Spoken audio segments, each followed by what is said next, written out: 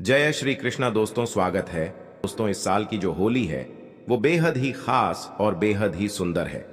दोस्तों, ये क्यों बेहद ही खास और बेहद ही सुंदर है, इसके पीछे मैं कारण बता दूं।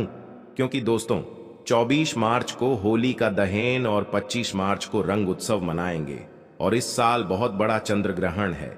और दोस्तों, जब भी चंद्र ग्रहण लगता है तो होली का प्रभाव और भी बढ़ जाता है। जो लोग साधक हैं, जैसे कि तंत्र क्रिया जानते हैं, जो लोग जैसे मंत्र सिद्ध करना चाहते हैं, या फिर जो लोग जैसे कि आध्यात्मिक क्षेत्र से जुड़े हैं, उनके लिए चंद्र ग्रहण बहुत ही ज्यादा इस साल शुभ रहेगा। कैसे शुभ रहेगा वह हम आपको बताएंगे 2024 में। तो होली के दिन दोस्तों चंद्र ग्रहण है और चंद्र ग्रहण के समय अगर कोई भी क्रिया करते हैं और किसी भी उपाय को आप अपनाते हैं, या फिर कोई भी जो क्रिया होती है उसे अगर आप अपने जीवन में पालन करते हैं, तो आपको जरूर लाभ मिलेंगे। चाहे धन आकर्षित करने के लिए, चाहे कोई भी दौलत पाने के लिए, ये होली बहुत ही खास होने वाली है। दोस्तों, हिंदू पंचांग के अनुसार फाल्गुन पूर्णिमा को होली का दहन और इसके अगले दिन होली मनाई जाती है। इस साल फाल्गुन पूर्णिमा तिथि 24 मार्च को सुबह 9:54 से शुरू होगी। वहीं इस तिथि का समापन अगले दिन यानी 25 मार्च को दोपहर 12:29 पर होगा। होली का दहन कब होगा? 24 मार्च को होली का दहन है। इस दिन होलिका दहन के लिए शुभ मुहूर्त देर रात 11:01 से लेकर 12:02 तक है। ऐसे में होलिका दहन के लिए आपको टोटल 1 घंटा 14 मिनट का समय मिलेगा। कब है होली और रंग कब खेला जाएगा, रंग वाली होली कब खेली जाएगी? देखिए दोस्तों, होलिका दहन के अगले दिन होली मनाई जाती है, इसलिए इस साल 25 मार्च को होली है। इस दिन देश भर में धूमधाम से रंगों वाली होली मनाई जाएगी। लेकिन याद रहे, इस दिन चंद्र ग्रहण भी है दोस्तों। होली पर चंद्र ग्रहण का साया हिंदू पंचांग के अनुसार होली का त्योहार हर साल फाल्गुन मास की पूर्णिमा तिथि की रात में आरंभ होता है। इस दौरान होली का दहन किया जाता है और उसके अगले दिन रंगों से होली खेली जाती है। इस साल 24 मार्च को होली का दहन किया जाएगा और 25 मार्च को होली खेली जाएगी। होली के ही दिन यानी 25 मार्च को साल 2024 का पहला चंद्र ग्रहण लग रहा है, जो भारतीय समय अनुसार सुबह 10:23 से शुरू होगा और दोपहर 5:02 पर समाप्त होगा। हालांकि उपछाया होने की वजह से यह ग्रहण भारत में दिखाई नहीं देगा। इसके कारण यहां सूतक काल मान्य नहीं होगा।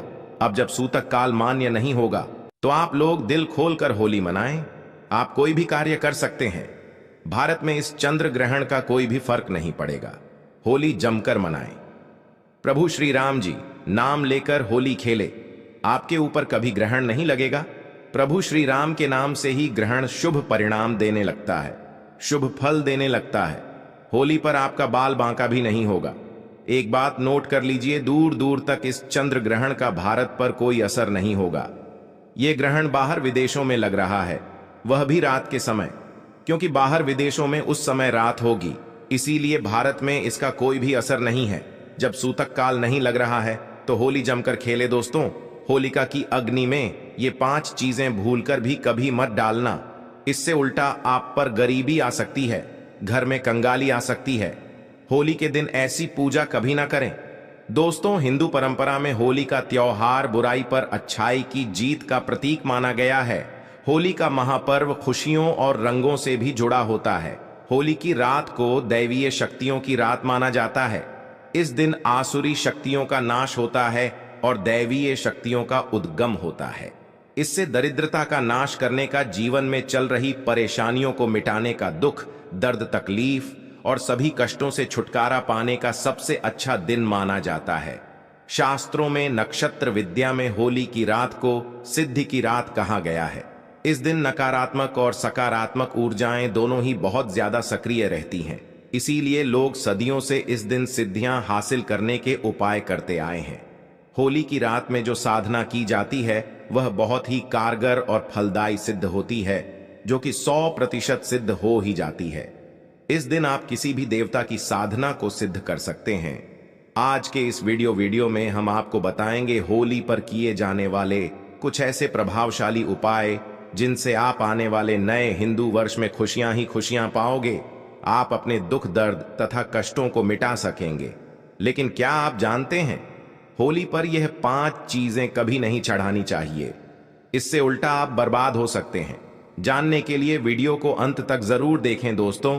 वीडियो को आगे शुरू करें उससे पहले भगवान भोलेनाथ जी के सच्चे भक्त वीडियो को एक लाइक अवश्य कर दें और कमेंट बॉक्स में हर हर महादेव अवश्य लिख दें, जिससे कि भगवान भोलेनाथ जी का आशीर्वाद आपको सीधे प्राप्त हो सके। दोस्तों, शास्त्रों के अनुसार माना जाता है कि होलिका दहन पर होली की अग्नि में टूटा हुआ गन्ना अर्पित नहीं करना चाहिए, ना ही होली में खराब गन्ना अर्पित करना चाहिए। इससे उल्टा आपको होली मैया का श्राप लग सकता है।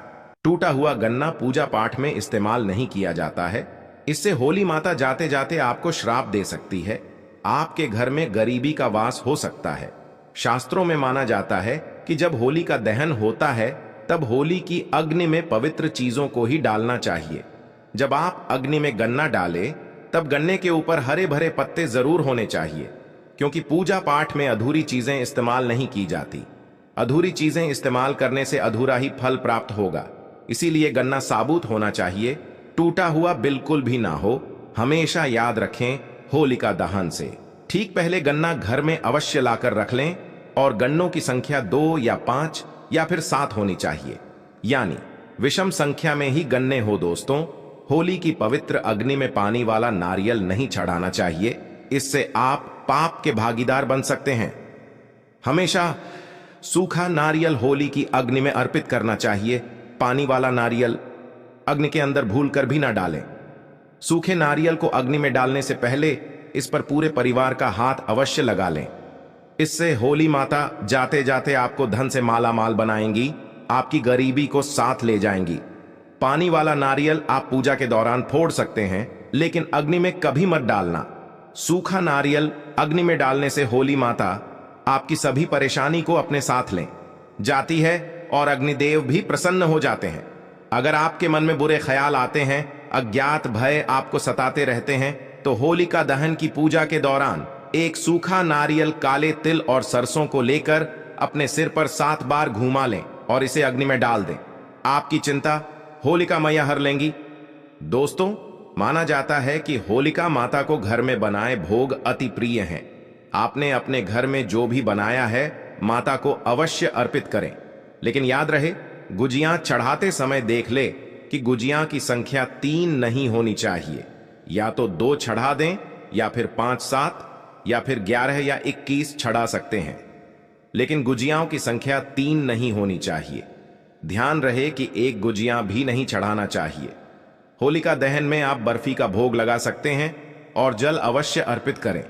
होलिका दहन में गाय के गोबर से बने उपले अवश्य डालने चाहिए। दोस्तों, होली की अग्नि में आप हरा चना, गेहूं की बालियां, कोई भी नई फसल अवश्य अर्पित करें। इससे आपके घर में अन्न धन की कभी कमी नहीं होगी। जब आप माता को बालियां अर्पित करें तो देख लें टूटी हुई बलियां ना हो, सूखे हुए पत्ते ना हो। बालियां एकदम हरी भरी होनी चाहिए। होलिका दहन की अग्नि में सूखी बालियां चढ़ाने से पाप लगता है। दोस्तों, शास्त्रों के अनुसार बताया जाता है कि किसी स्त्री को मासिक धर्म आ जाए तो उसे होलिका दहन की पूजा किसी और से करवा लेनी चाहिए। आप पूजा का वैसे ही पालन करें जैसे आप करते आए हैं, लेकिन मासिक धर्म के दौरान होलिका दहन के पास नहीं जाना चाहिए। आप दूर से होलिका दहन देख सकते हैं और आप किसी और से पूजा पाठ करवा सकते हैं।